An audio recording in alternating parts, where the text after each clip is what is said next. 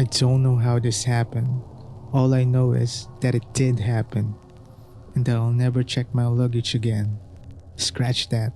I'll never get on an airplane again, for as long as I live.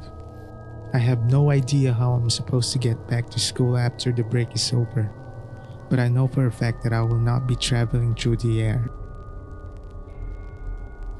My parents paid a little extra for a non-stop flight from San Diego to Maine, which was awesome. I've always hated flying, even before this happened, and layovers were a torture for me. The only good thing about them was that sometimes I could run out for a smoke and get my nicotine fix. But they made that a pain in the ass too, where you had to walk all through the damn airport to get outside, then go back through security. Anyway, this was going to be a long flight, but I brought my jewel to sneak into the bathroom, so I figured it was going to be okay. I lucked out with a window seat, and as I sat down, I thought, hey, this isn't so bad. Just take a nap and I'll be home having a smoke in no time. My relief was short-lived though, as I quickly discovered that the middle-aged woman next to me was a talker.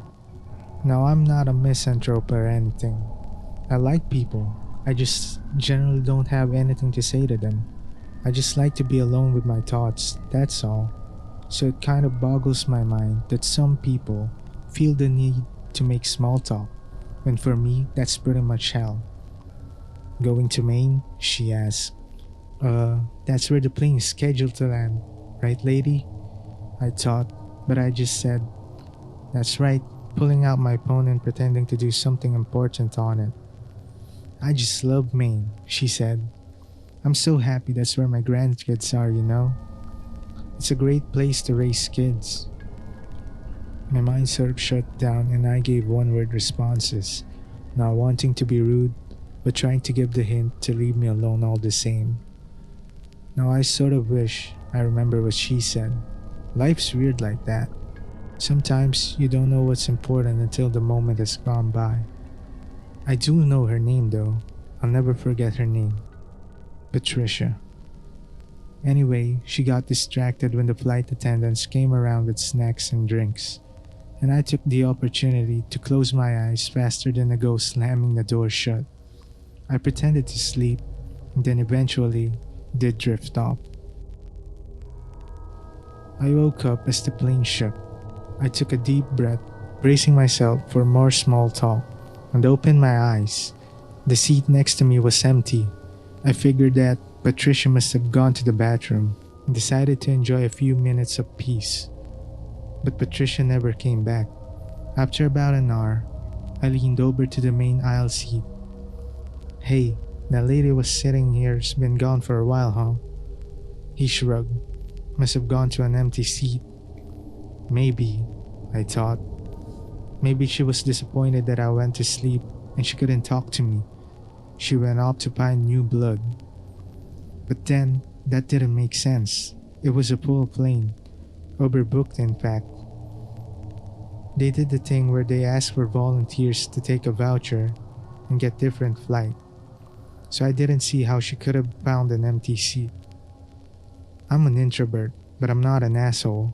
I rang for the flight attendant. She came down to the aisle. Sir?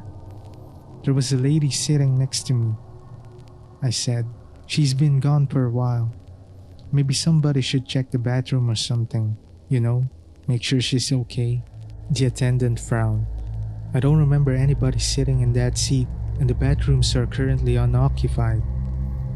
I looked behind me, and then up towards the front. Both bathroom lights were green.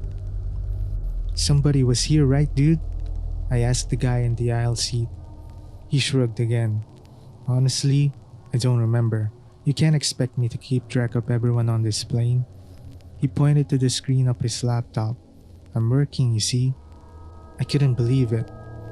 You don't remember if someone was sitting here? You must have gone to get up when she got up, right? Look, buddy, this is really important what I'm doing here. You mind giving it a rest so I can get something done? Sir, said the attendant, looking at me. Have you been drinking today? No, I shouted. There was a fucking woman sitting next to me and now she's gone. What the fuck is wrong with you people? People started looking at me. Sir, I'm going to need you to calm down, said the flight attendant. She didn't look like she was playing around. I took a deep breath and tried to do as she suggested. Sorry, I muttered. Must have just been a weird dream. Had it been a weird dream? Had I gotten on the plane and gone straight to sleep? No. She had been there, in the flesh, sitting next to me. I sat for a while, just marveling at how crazy this was. Then I'd had enough. Hey dude, sorry but I gotta use the bathroom, I said. The man in the aisle seat gave a nasty scowl, but stood up to let me out. I walked all the way to the front bathroom, even though I was at the back of the plane. I walked slowly, looking at every passenger. Patricia was nowhere to be seen. The bathroom light was still green. I knocked anyway. No response. I slowly opened the door, half expecting to see Patricia slumped on the toilet, dead. But it was empty. I locked the door, took a few drags of my jewel. This is fucking nuts. Where the fuck is she? I spent the rest of the flight a nervous wreck. Maybe I was losing my mind. I debated whether to tell somebody about this when I got off the plane, my parents at least. And then maybe the police? And if it turned out that I was crazy, what then? What would my life be like if I started seeing people who weren't there? I thought about how the flight attendant had reacted when I told her about the missing lady. Is that how the police would react too? Would I get in trouble if they thought I was making it up? In the end, I decided not to tell anybody. Later, I had no choice. My parents met me in the airport and I hugged them tight. We waited for my suitcase to come through the conveyor belt, grabbed a snack, and then headed home. I just wanted to go to sleep in my old childhood bed where everything was nice, safe, and normal. When we got home, I went up to my room and tossed my suitcase on the bed. I unzipped it to get out my toothbrush and open it up. At first, I just stared in shock. Nope, this isn't happening. You've lost it, dude. I reached out, poked it with a trembling hand. It felt real. That's when I screamed. My mom rushed into my room. What is it? Do you see that?